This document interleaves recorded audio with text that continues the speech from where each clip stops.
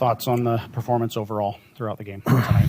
Well, we made a push at the end. I think we had 79, somebody told me, attempts at the net, 29 missed shots. Just too many missed shots. I didn't think we went to the net the first two periods. Third period, we had urgency. That's what I thought tonight.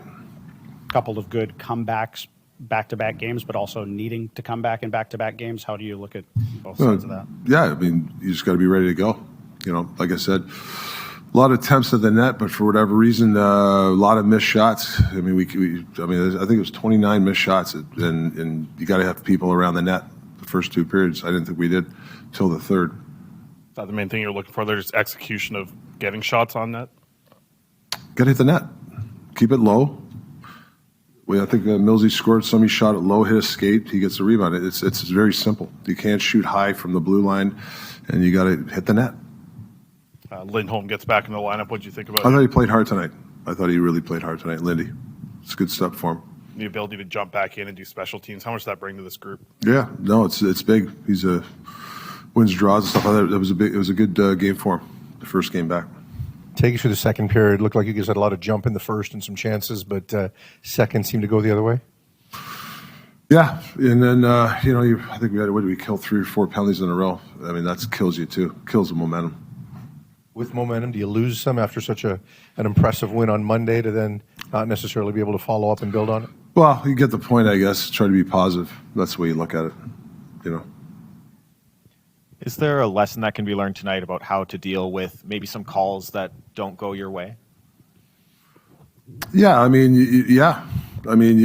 there's sometimes calls aren't going to go your way, and you got to be really disciplined. I haven't really looked at. I'm not going to comment on the ref, but sometimes it's going to not go your way. But you can't kill 3 or 4 penalties in a row. It's tough, especially when you're down.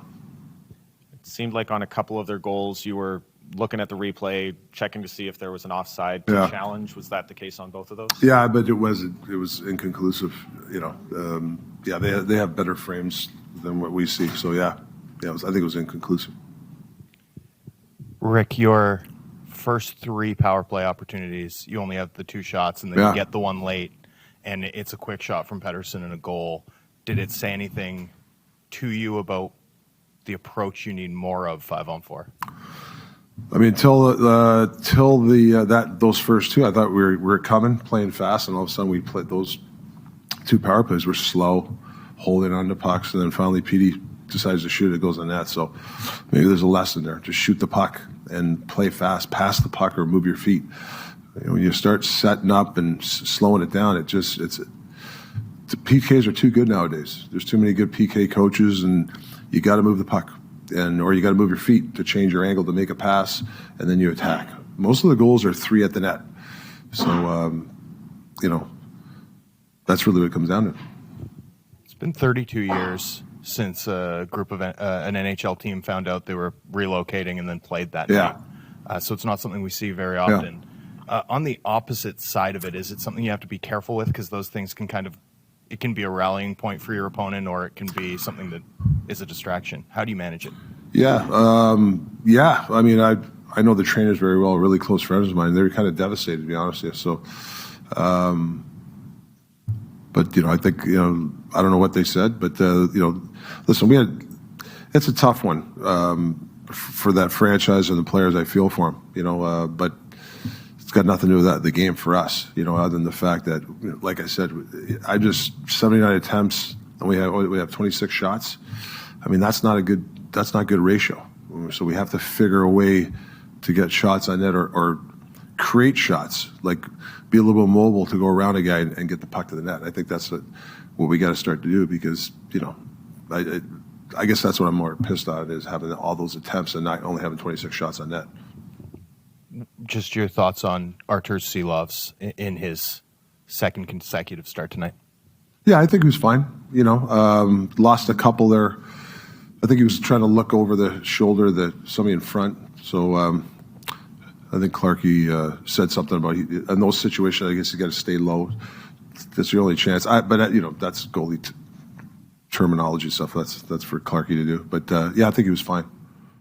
Yeah. I think obviously the first period was we were playing pretty good hockey, and then obviously in the second we kind of fell off, and they took over, and then we had a good push there at the end. But obviously want to put ourselves in a good spot there before playoffs and feel good about our game. So obviously tonight was it's not good enough. Had playoff hockey in Calgary with this team with 4 games to go. Where do you think it is in its prep and its readiness for what's coming? Obviously the way we played today wasn't playoff hockey and wasn't good enough, and obviously we have 3 more games here to put ourselves in a good spot and feel good about our game and get some confidence. So obviously we're gonna play some good teams, so it's gonna be a good stretch here for us. You feel the strength and velocity on your shot and puck handling, and that is back to where you want it to be? Yeah, I feel good.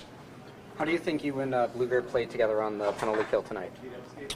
I think pretty good. Obviously had a breakaway there, a good chance, and I thought we put some good pressure on them. So it was good.